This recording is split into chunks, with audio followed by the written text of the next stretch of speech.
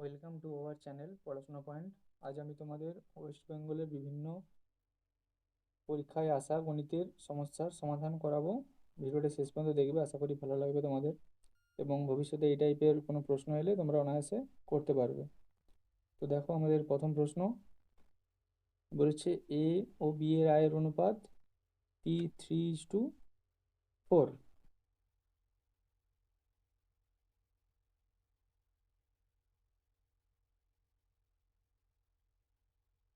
A:B এর আয়ের অনুপাত 3:4। আর বলেছে যে তারা খরচ করে, তাহলে এ আর বি খরচ করে হচ্ছে 2:3 অনুপাতে। এবার বলেছে প্রত্যেককে 200 টাকা করে সঞ্চয় করে। তাহলে দেখো এখানে এ হচ্ছে 3 টাকা আয় করছে, 2 টাকা খরচা করছে, তাহলে সঞ্চয় কত করছে? 1 টাকা। সেরকমভাবে বি 4 টাকা আয় করছে, 3 টাকা খরচা করছে, তাহলে সঞ্চয় কত করছে? 1 টাকা। কিন্তু এখানে একের ভ্যালুই বলেছে 200 টাকা সঞ্চয় করে, 1 ইউনিটের ভ্যালু। তাহলে এখানে বলেছে যে এর আয় কত, তাহলে এর আয় কত হবে? এ কত ছিল? 3 ইউনিট আয় করতো, তাহলে 1 ইউনিটের ভ্যালু 200 টাকা, 3 ইউনিটের ভ্যালু 600 টাকা। সেমভাবে বি এর ভ্যালু 4 ইউনিট, তাহলে 1 ইউনিটের ভ্যালু 200 টাকা হলে 4 ইউনিটের ভ্যালু 800 টাকা। তাহলে আমাদের রাইট অ্যান্সার হবে ডি।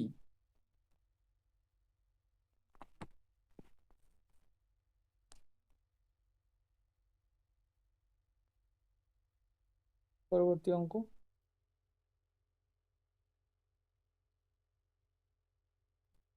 পরবর্তী অঙ্ক বলেছে এ, বি এবং সি ব্যবসাতে 1:1/4:1/3:1/2 অনুপাতে মূলধন বিনিয়োগ করে। ব্যবসার শেষে 11,700 টাকা লাভ হলে বি কত টাকা পাবে? তাহলে দেখো এটাকে একটু সিম্পলিফাই করে দিই। A:B:C সমান বলেছে 1/4:1/3:1/2। তাহলে এদের এলসিএম কত হবে? LCM of 4, 3, 2, 12। তাহলে এটাকে যদি সিম্পলিফাই করে লিখি, A:B:C কত পাবো? 1/4 × 12 1/3 × 12 এটা কত পাচ্ছি তাহলে? 3:4:6। কিন্তু এখানে বলেছে যে তাদের হচ্ছে ব্যবসার শেষে মোট এত টাকা লাভ করছে, 11,700 টাকা। তাহলে কিন্তু এখানে আমার কত বেরোচ্ছে টোটাল? 13 ইউনিট। তাহলে এই 13 ইউনিটের ভ্যালুই বলেছে 11,700 টাকা। তাহলে এখান থেকে কি জানতে চেয়েছে? না বি কত টাকা পাবে, বি। তাহলে বি কত পাবে? বি এর ভ্যালু কত? 4। তাহলে 4 ইউনিটের ভ্যালু কত হবে? 13 দিয়ে কাটো, এখানে 13×9 = 117, 900 টাকা। তাহলে 4 ইউনিটের ভ্যালু কত হবে? 900 × 4 মানে 3600 টাকা। তাহলে ডি আমাদের রাইট অ্যান্সার। নেক্সট অঙ্ক বলছে 5 বছর পূর্বে এ ও বি এর অনুপাত ছিল 6:7। 5 বছর পরে তাদের বয়সের অনুপাত হবে 8:9। তাহলে 5 বছর পূর্বে পূর্বে ছিল 6:7। এটা বর্তমানের লাইন, ওখানে পূর্বের লাইন গেছে। তারপরে বলেছে 5 বছর পরে, কোথা থেকে? না বর্তমান থেকে 5 বছর পরে। 5 বছর পরে কত ছিল? 5 বছর, 5 ইয়ার্স। 5 বছর পরে কত হলো? 8:9। তাহলে এখানে গ্যাপিংটা দেখো, গ্যাপটা কত? 2 ইউনিটের গ্যাপ। 7 থেকে 9, 2 ইউনিটের গ্যাপ 6 থেকে 8। কিন্তু এই 2 ইউনিটের ভ্যালুই দেখাচ্ছে আমার এখানে 5 বছর ওদিক গেছে ব্যাকে, আবার 5 বছর পরে, মানে টোটাল 10 বছর। তাহলে 2 ইউনিটের ভ্যালুই আমার 10। তাহলে 1 ইউনিটের ভ্যালু কত? 5 হবে। তার বলছি এর বর্তমান বয়স। তাহলে এর 5 বছর আগে কত বয়স ছিল? এর 5 বছর আগে বয়স ছিল 6 × 5, 30 বছর। এবং তাহলে বর্তমানে কত হবে? +5, কারণ 5 বছর পরে আসছি আরো। তাহলে 35 বছর। Right answer D. 4 নম্বর প্রশ্ন কি বলেছে দেখো। বলছে এ এবং বি এর বর্তমান বয়সের সমষ্টি 55 বছর। 10 বছর আগে তাদের বয়সের অনুপাত ছিল 4:3। তাহলে 10 বছর আগে ধরে নাও 4x ছিল আর একটা 3x ছিল, তাই তো? তাহলে বলছে এ ও বি এর বর্তমান বয়সের সমষ্টি। তাহলে 10 বছর আগে যদি 4x থাকে, 10 বছর পরে কত হবে? 4x+10। সেমভাবে বি এর বয়স 10 বছর আগে যদি 3x থাকে, তাহলে বর্তমান কত হবে? 3x+10। এই টোটালটাই বলেছে 55 সমষ্টি বলেছে। তাহলে এখানে হবে 7x+20 = 55। তাহলে 7x সমান কত হবে? 55 থেকে ওদিকে 20 গেলে 35। তাহলে x সমান 5 ইয়ার্স, x সমান 5 ইউনিট। তাহলে এ বি এর বর্তমান বয়স কত? তাহলে এ এর বর্তমান বয়স কত হবে? এ এর বর্তমান বয়স 10 বছর, 10 বছর আগে কত ছিল? 4x। তাহলে 4 × 5, এটা 10 বছর আগে। বর্তমানে হলে কি হবে? যোগ করতে হবে 10। তাহলে 5 × 4 = 20 আর 10 × 30, 30 বছর। তাহলে দেখো আর করারই দরকার নেই, আমার 30 প্রথম অপশানটাতে আছে। বি এর এখানে বের করতে চাইলে বি হচ্ছে 3x, 3 × 5 + 10 মানে 25 বছর।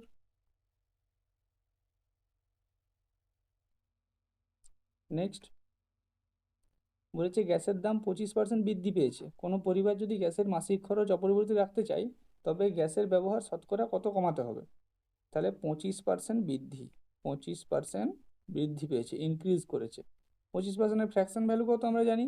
25/100। 25/100 মানে কত? 1/4। তাহলে 1/4 কী হয়েছে? বৃদ্ধি পেয়েছে। তাহলে আমাকে মাসিক খরচ অপরিবর্তিত রাখতে গেলে কত কমাতে হবে? তাহলে ওপরটা যেমন আছে রেখে দেবে।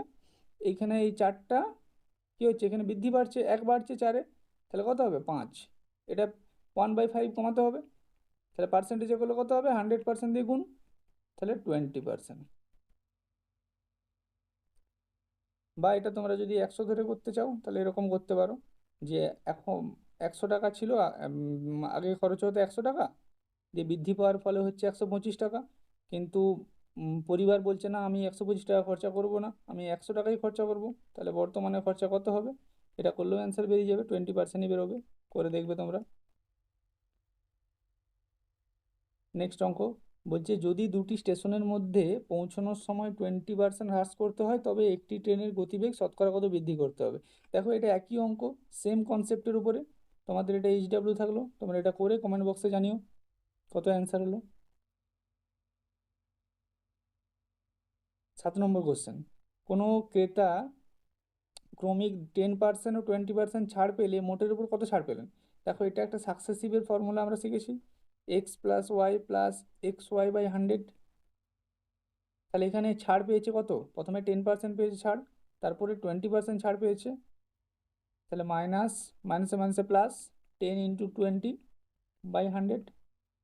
তাহলে -30 প্লাস হচ্ছে এই একটা জিরো একটা জিরো কাটলো, এখানে দুটো জিরো কেটে গেল, তাহলে 2 সমান -28। মানে 28% তার হচ্ছে ছাড় পেয়েছে মোটের উপরে। কোশ্চেন নম্বর 8 বলছে এক ব্যক্তি একটি দ্রব্য 10% ক্ষতিতে বিক্রি করেন। দ্রব্যটি তিনি আরও 40 টাকা বেশি দামে বিক্রি করলে তবে তো 10% লাভ হতো। তবে দ্রব্যটির ক্রয় মূল্য কত? তাহলে দেখো, দ্রব্যটি যদি 10% ক্ষতিতে সে বিক্রি করতো, 10% ক্ষতিতে বিক্রি করতো, বিক্রি করেন 10% ক্ষতিতে সে বিক্রি করেন, এবং বলছে দ্রব্যটি তিনি আরও 40 টাকা বেশি দামে বিক্রি করতেন, তবে তার 10% কি হতো? আরও লাভ হতো, 10%-এরও লাভ হতো। তার মানে কি, আগে 10% ক্ষতি হচ্ছিল, এখন 10% লাভ হচ্ছে। তাহলে টোটাল ডিফারেন্স কত হচ্ছে? Total difference 20%। এই 20% কার জন্য? এই 20%-এর জন্য সে কত টাকা বেশি পাচ্ছে? 40 টাকা বেশি পাচ্ছে। তাহলে 20% 40 টাকা বেশি পাচ্ছে, ক্রয় মূল্য কত? 100%। তাহলে 100%-এর ভ্যালু কত? 20-র ভ্যালু যদি 40 হয়, 5 গুণ, 20×5=100, তাহলে এটাও 5 গুণ হবে, 200। তাহলে অপশান ডি রাইট অ্যান্সার। চলো পরের অঙ্কটা যাই। 9 নম্বর বলেছে এক ব্যক্তি একটি দ্রব্য 5% লাভে বিক্রি করলেন। এতে তিনি 5% ক্ষতিতে বিক্রি করলে যে অর্থ পেতেন তার থেকে 15 টাকা বেশি পেলেন। দ্রব্যটির ক্রয় মূল্য কত? দেখো সেম কনসেপ্ট, সেম অঙ্ক, তোমরা এটা করবে বাড়িতে।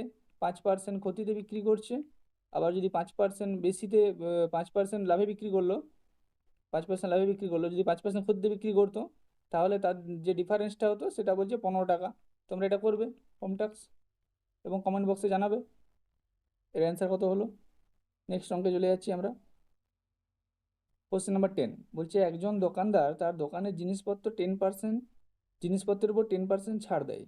কোনো জিনিসের নির্ধারিত মূল্য 450 হলে 450 টাকা হলে তার বিক্রিত মূল্য কত হবে? তাহলে দেখো ধরি হচ্ছে মার্ক প্রাইস বা লিখিত মূল্য কত? 100 টাকা। এবং সে 10% ছাড় দিচ্ছে, তাহলে সেলিং প্রাইস কত হবে? সেলিং প্রাইস হবে 90 টাকা। 10% ছাড় দিচ্ছে, 100 টাকা 10%। তো এখানে বলেছি যে কোনো নির্ধারিত মূল্যটা হচ্ছে 450 টাকা। এখানে নির্ধারিত মূল্য বলে দেওয়া আছে 450 টাকা। তাহলে তার বিক্রিত মূল্য কত হবে? তার মানে এই যে 450, এটা 100%, তাহলে 90%-এর ভ্যালু কত হবে? এই শূন্য শূন্য কাটলো, এই শূন্য কাটলো, এখানে 45 ইন্টু 90, 45 ইন্টু 9, তার মানে 405 টাকা। Option D right answer. Next, একটি পরীক্ষায় 9 জন ছাত্রের প্রাপ্ত গড় নম্বর 86। যদি তাদের মধ্যে 4 জন ছাত্রের প্রাপ্ত গড় নম্বর 81 হয়, তবে বাকি 5 জন ছাত্রের প্রাপ্ত গড় কত? দেখো টোটাল হচ্ছে 9 জন ছাত্র আছে, তাই তো? টোটাল 9 জন ছাত্র আছে, তাদের মধ্যে 4 জনের গড় হচ্ছে 81। এই 4 জন, এদের গড় বলেছে 81, তাহলে 4 জনের মোট নাম্বার কত? 81 ইন্টু 4। বাকি বাকি 5 জন ছাত্রের গড় কত? আর একটা বলে দিয়েছে যে টোটাল 9 জন, টোটাল 9 জনের বলে দিয়েছে গড় নম্বর 86, তাহলে টোটাল নাম্বার কত হবে? 9 ইন্টু 86। তাহলে 9 ইন্টু 86 করলে কত হয়? 8 9 6 54, 4 হাত থেকে 5, 8 9 72, আর 5 77, 774 মাইনাস এটা 4 একে 4, 8 4 32, 324। তাহলে কত বেরোচ্ছে এটা? 0 5 4, 450। তাহলে এই 450টা কি বেরোলো? এই 450টা এটা বেরোলো যে 5 জনের মোট নাম্বার, 5 জনের মোট নাম্বার বেরোলো। সরি, হ্যাঁ মোট নাম্বার বেরোলো। তাহলে গড় নম্বর কত হবে? গড় কত হবে? 450/5 কত? 5 9 45, তাহলে 90। 90 আমার অ্যান্সার হয়ে গেল, অপশান সি। বলেছে পরের অঙ্ক কোশ্চেন 12 বলছে 16টি ছেলের গড় বয়স 20, তাদের মধ্যে একটি নতুন মেয়ে আসার ফলে সবার গড় বয়স 2 বেড়ে গেল। দেখো এটা একটা সুন্দর ট্রিক আছে। তো 16টি ছেলের গড় বয়স 20, তার মানে তোমার গড় বয়স 20 রইলো, তাই তো? কত বাড়ছে?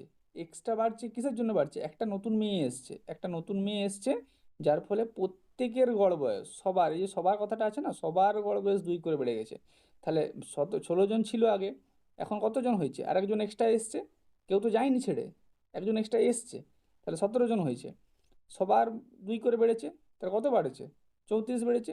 তার মানে আগে 20 তো গড় ছিলই, তার সাথে আরও 34 বাড়লো, তাহলে কত বছর? 54 অ্যান্সার। তাহলে নতুন যে এসছে তার বয়স 54 বছর।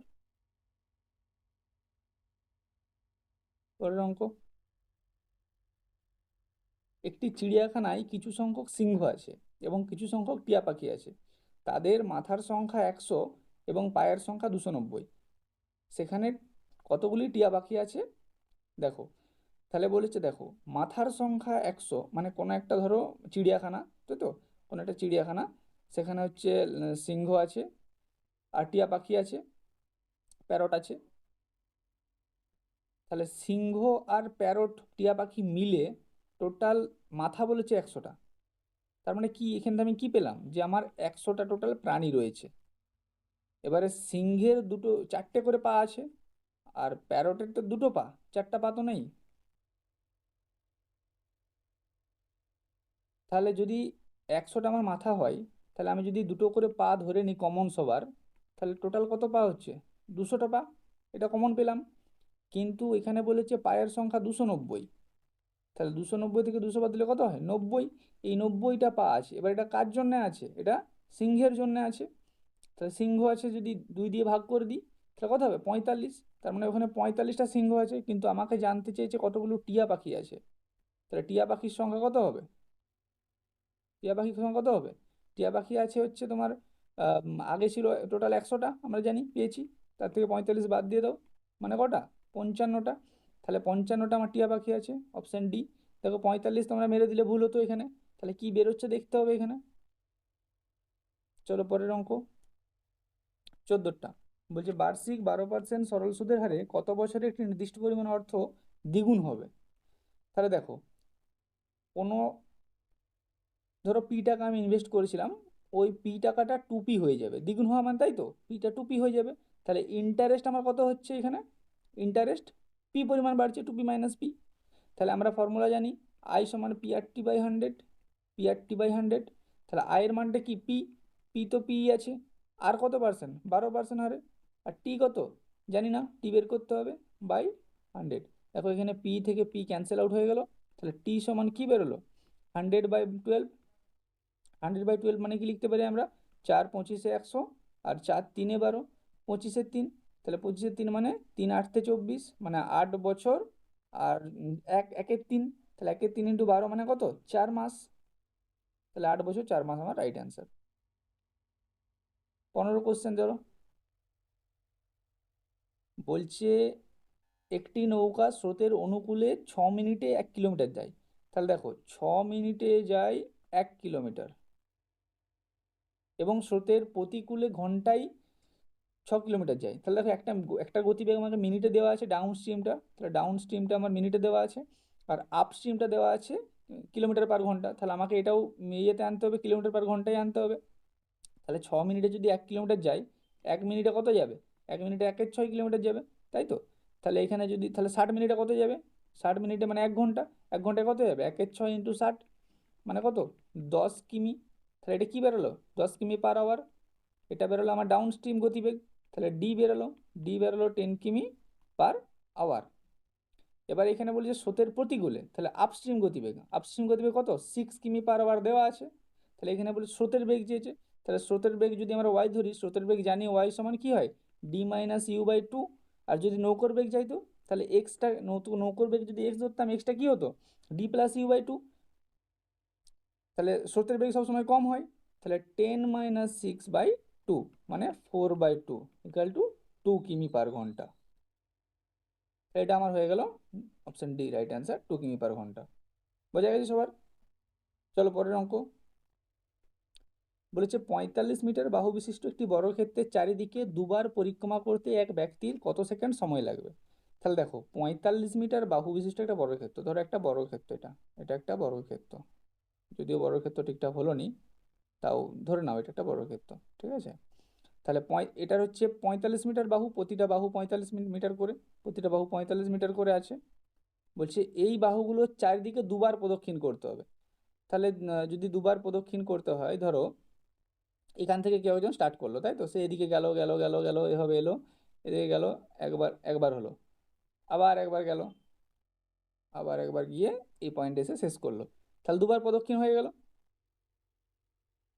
দুবার প্রদক্ষিণ হয়ে গেল। এবার দুবার প্রদক্ষিণ সে কতটা যাবে? তাহলে তার পরিসীমা, পরিসীমাটা কত? পরিসীমাটা দুবার যাচ্ছে, তাই না? তাহলে পরিসীমা, বর্গক্ষেত্রের পরিসীমা, পরিসীমা কি হয়? 4 × 45, তাই তো। কিন্তু সেটাকে সে কবার পাক করছে? দুবার পাক করছে, দুবার ঘুরছে। তাহলে কত হবে এটা? 45×2 = 90, আর 90, আর 4×9 = 36, 360। তাহলে 360 মিটার যাচ্ছে সে। এখানে বলেছে এবারে যে গতিবেগ 9 কিমি/ঘন্টা। তাহলে দেখো এখানে গতিবেগটা আছে 9 কিমি/ঘন্টা। তাহলে 9 কিমি/ঘন্টা, এটা এখানে মিটারে আছে, এখানে কিলোমিটার/, তাহলে এটাকে মিটার/সেকেন্ডে নিয়ে চলে এসো, যেহেতু আমার অ্যান্সার সেকেন্ডে চেয়েছে, কত সেকেন্ড সময় লাগবে চেয়েছে। তাহলে এটা কত দিয়ে গুণ হবে? 5-এর 18 দিয়ে গুণ হবে। আমরা জানি এটা হচ্ছে কিলোমিটার থেকে মিটারে আনতে গেলে 5-এর 18 দিয়ে গুণ করতে হয়। তাহলে 9 × 2 = 18, তার মানে 5-এর 2 মিটার/সেকেন্ড বেরিয়ে গেলো আমার অ্যান্সার। এখানে মিটার/সেকেন্ড বেরোলো। তাহলে আমরা কি জানি যে স্পিড = ডিস্টেন্স/টাইম, তাই তো। তাহলে আমার এখানে টাইম জানতে চেয়েছে, তার মানে কি হবে? ডিস্টেন্স/স্পিড, স্পিডটা নিচে নেমে যাবে। তাহলে ডিস্টেন্স কত? ডিস্টেন্স হচ্ছে 360 মিটার, আমার গতিবেগ কত? 5-এর 2। তাহলে 5-এর 2, 2টা উপরে চলে আসবে উঠে।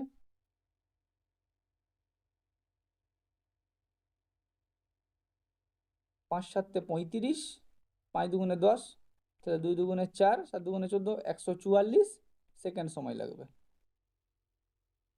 বোঝা গেল সবার? চলো পরের অঙ্ক যাই তাহলে। 17টা। দেখো এই অঙ্কটা প্রচুরবার পরীক্ষাতে এসেছে, এটা কেপি কনস্টেবল প্রিলিতেও এসেছিল 2023-এ। তবে এটার অপশানে ভুল আছে একটা। আচ্ছা ঠিক আছে, চলো অঙ্কটা করি। দেখো যদি এরকম থাকে যে এখানে দুটো সংখ্যা আছে, এখানেও যদি দুটো সংখ্যা থাকে, তাহলে কি করব না, আমরা এই যে দুটো সংখ্যা এখান থেকে দুটো সংখ্যার পরে দুটো সংখ্যাটায় 2 নম্বর সংখ্যাতে ওটাকে 1 বিয়োগ করব, ওখান থেকে 1 বিয়োগ করব, সেই একটা আর আর এখানে 1 যোগ করে দেবো। তাহলে এখানে কত হলো? তাহলে 9 8 9 8, আর তারপরে 1 যোগ হলো 9। তাহলে এটা আমার অ্যান্সার হবে 9 8 9 8 9 9 8 9 8 9। এখানে অ্যান্সার অপশানগুলো ভুল ছিল, এটাকে 8 করে দাও। তাহলে অপশান ডি আমি অ্যান্সার করতে পারি, 9 8 9 8 9।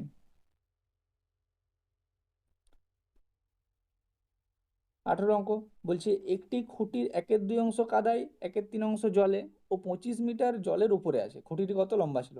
দেখো এটা এক্স ধরেও করতে পারো, না ধরেও করতে পারো। ধরো খুঁটিটা টোটাল হচ্ছে 1 অংশ, তাহলে 1/2 অংশ কাদায় আছে আর 1/3 অংশ জলে আছে, মানে টোটাল কত হচ্ছে? টোটাল হচ্ছে 6। তাহলে 2 3 6, আর 3 দুগুণে 2 3 6, 3 দুগুণে 6, মানে 5-এর 6। কিন্তু টোটাল অংশ 1, আর এই অংশটা জলে কাদায় আছে 5-এর 6 অংশ। তাহলে বাকি অংশ কত? 1 মাইনাস 5-এর 6, মানে কত হচ্ছে? 1-এর 6। তাহলে 1-এর 6 অংশ আমার কি কোথায় আছে? বাইরে আছে, কিন্তু এই 1-এর 6টাই বলেছে 25 মিটার। 1-এর 6-এর ভ্যালুই 25 মিটার। তাহলে খুঁটিটা আমার 1 অংশ, 1 অংশের ভ্যালু কত হবে? 25 ইন্টু 6, এই 6টা এখানে চলে যাবে উপরে, 25 ইন্টু 6, তাহলে 25টা কত হয়? 150, 150 metre answer, option D. Next বলছে একটি ক্যাম্পে 400 জন লোকের 190 দিনের খাবার মজুদ ছিল। 30 দিন পর 800 জন অন্যত্র চলে গেল, যারা রয়ে গেলেন তাদের অবশিষ্ট খাবার কদিন চলবে?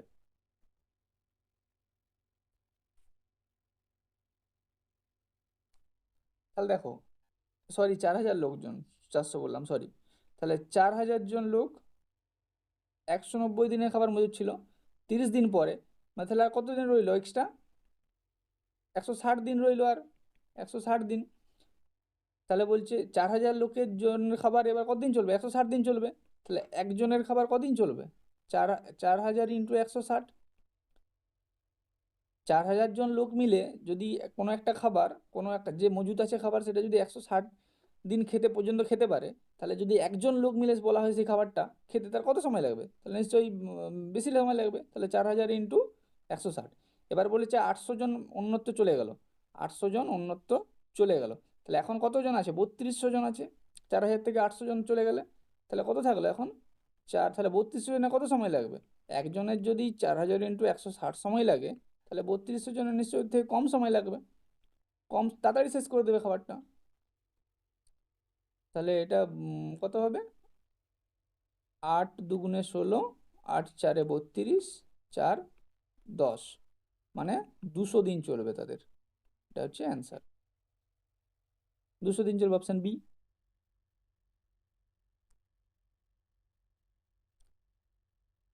শেষ নেক্সট অঙ্ক করবো আমরা। ডাব্লিউবি এক্সাইজ এসআইতে পড়েছে প্রিলিমসে 2020-তে। দেখো ভগ্নাংশগুলোকে ঊর্ধ্বক্রমে সাজাও।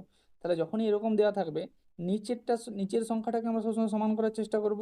তাহলে দেখো এলসিএম নিয়ে নেবো নিচেরটা, 8 12 4 আর 16 কত হবে? 8 12 4 16 এলসিএম 48 হয়, 48 হবে। সবগুলো ভাগ যাবে 48 দিয়ে, 48কে সবগুলো দিয়ে ভাগ করা যাবে। তাহলে এটাকে আমরা সমান করতে পারি। তাহলে 5-এর 8 ইন্টু 48, তার মানে কত? 30 হবে। 8 6 48, তাহলে 5 6 30। সেমভাবে হচ্ছে 7-এর 12 ইন্টু 48, 12 4-এ 48, 7 4-এ 28,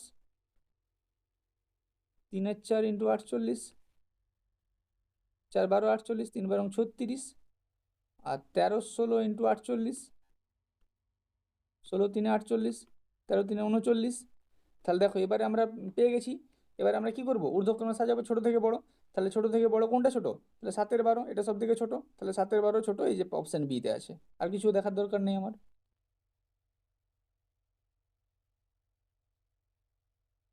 থ্যাংক ইউ, ধন্যবাদ। যদি ক্লাসটা তোমাদের ভালো লাগে তাহলে চ্যানেলটিকে সাবস্ক্রাইব করে দিও এবং লাইক এবং শেয়ার করে দিও, এবং পরবর্তীকালে আরও যাতে ভিডিও পেতে পারো তার জন্য চ্যানেলটি সাবস্ক্রাইব করে দিও।